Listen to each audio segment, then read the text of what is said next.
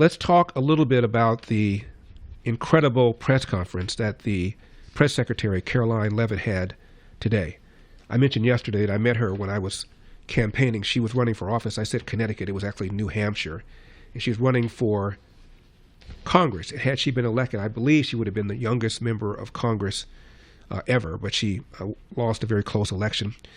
And in retrospect, it was good that she lost, because she's now the press secretary and arguably will have a bigger impact than she would had she been one of 435 members of the House of Representatives. She held her first press conference today, and here is part of it. Number 33.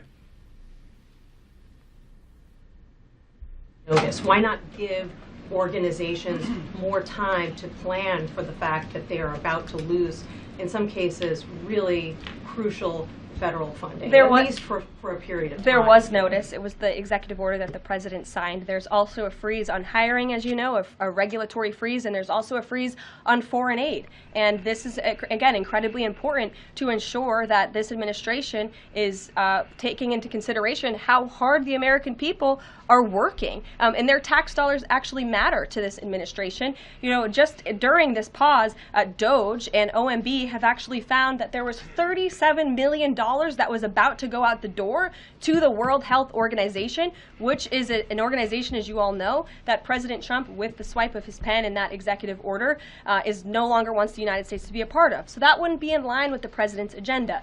DOJ and OMB also found that there was about to be 50 million taxpayer dollars that went out the door to fund condoms in Gaza. That is a preposterous waste of taxpayer money. So that's what this pause is focused on, being good stewards of tax dollars. And of course, deportation came up, number 34.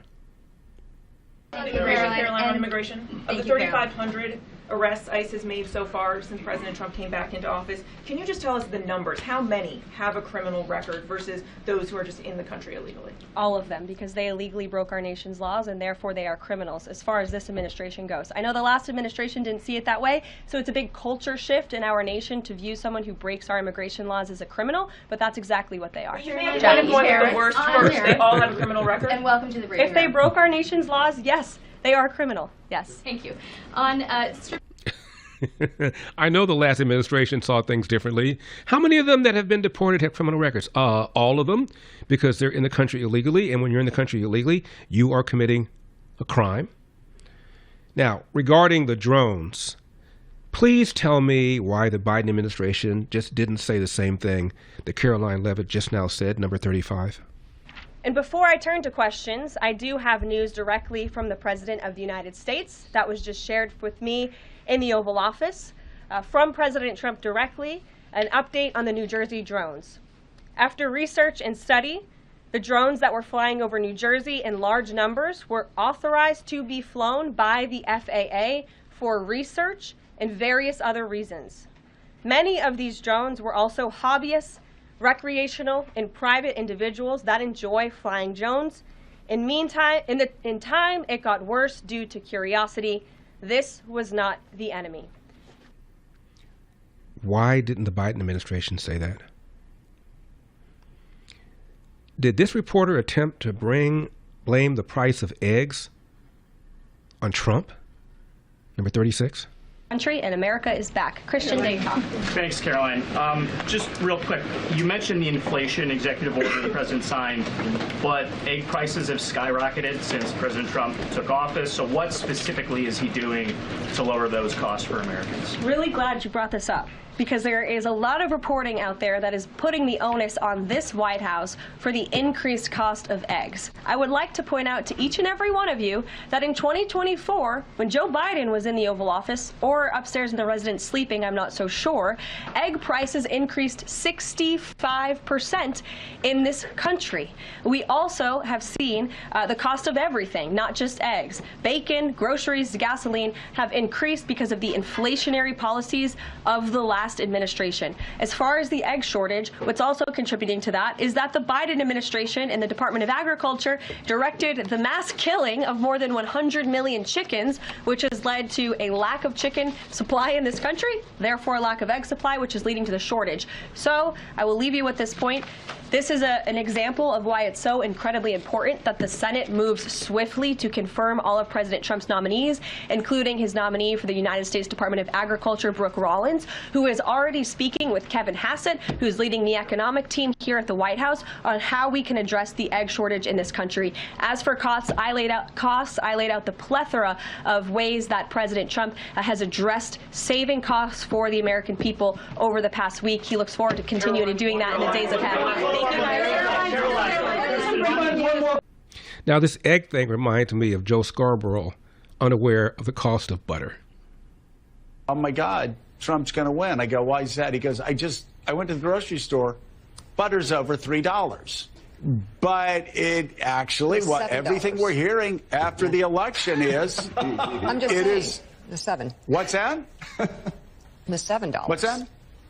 Butter is $7? Yeah. What? Some Is places. it framed in gold? Yeah, what Okay. kind of butter? Depends on where Anyway, you go. But okay, well, yeah, okay, well, $7. anyway, my point is this, Willie. Anyway, my point is butter. I've got some bad news. I'll try to be gentle. You know that Trump nemesis at CNN, Jim Acosta? I'm fighting back my tears. I feel like Selena Gomez. I must compose myself. He's announcing that he's leaving CNN. Number 20. And I just wanted to end today's show by thanking all of the wonderful people who work behind the scenes at this network. You may have seen some reports about me and the show. And after giving all of this some careful consideration and weighing an alternative time slot CNN offered me, I've decided to move on. I am grateful to CNN for the nearly 18 years I've spent here doing the news. I'll have more to say about my plans in the coming days, but until then, I want to thank all of you for tuning in. It has been an honor to be welcomed into your home for all these years. That's the news. Reporting from Washington, I'm Jim Acosta. Now, in a few minutes, I'm going to remind you of some of the exchanges this man had with former President Donald Trump and current President Donald Trump. But the speculation is this. Jim Acosta had a show on at 10 a.m., which had among the highest ratings of CNN. Now, that's a low bar because CNN's ratings are dramatically down. In fact, there are programs on Newsmax that are outdrawing the programs on CNN. And he was offered, apparently, a spot from midnight to 2 a.m. Eastern Time, which is like being banished to Siberia. And he apparently has refused it. Now, a lot of people feel that CNN is trying to curry favor with Donald Trump by essentially banishing and now departing with the number one nemesis of Trump, which is Jim Acosta. He wrote a book about his confrontations with Trump. It didn't sell, but he wrote a book about it. And Trump and he have a mutual contempt. And Jim Acosta is one among those that pushed the Russia collusion thing, that said that Donald Trump said there were good Nazis and bad Nazis on both sides regarding Charlottesville, that accused Donald Trump of saying there's going to be a bloodbath if he doesn't win. So you name the conspiracy theory, anti-Trump derangement syndrome, peddled conspiracy theory, and Jim Acosta was steering the wheel. Thanks for watching these clips from The Larry Elder Show. If you enjoyed this content, be sure to subscribe to my channel and hit the bell icon so you never miss a moment. More thought-provoking discussions are just a click away, so stay tuned, and we'll see you in the next one.